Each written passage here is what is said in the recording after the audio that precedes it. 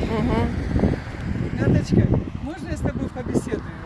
Конечно. Расскажи, пожалуйста, про то, что ты знаешь.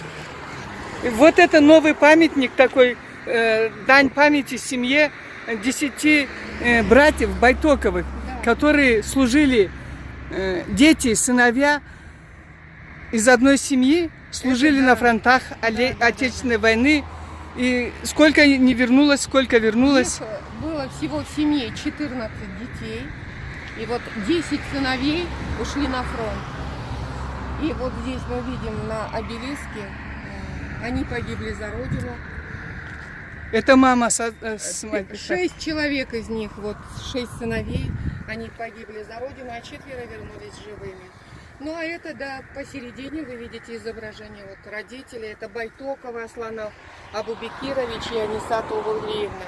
И здесь же вот можно прочитать стихотворение, которое посвящено им, этой семье. 10 человек. Их было 10, да. Смелых и отважных. Все были дети одного отца. Семья Байтоковых рванулась в бой однажды, чтоб прогнать заклятого врага. Река Мара, куда ты держишь путь? В Россию я. Хочу поведать ей, что Карачай бесстрашный и красивый предан был лишь родине своей. Благодарные потомки рода Байтоковых. Вот этот памятник был открыт 4 октября, вот в этом году. В этом году. В этом году было открытие. Ну, Царство Небесное.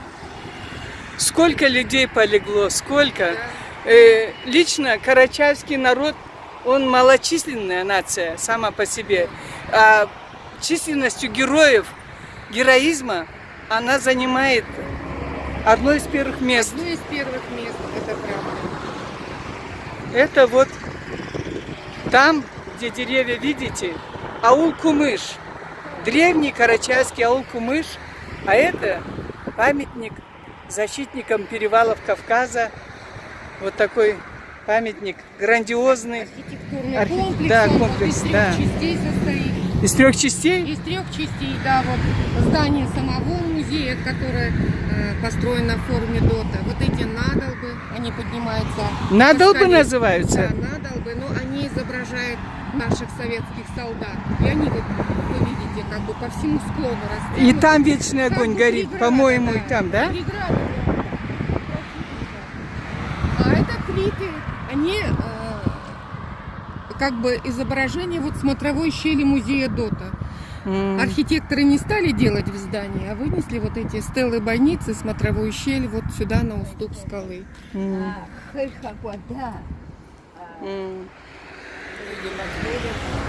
Да. Люди подходят, чтобы почтить память.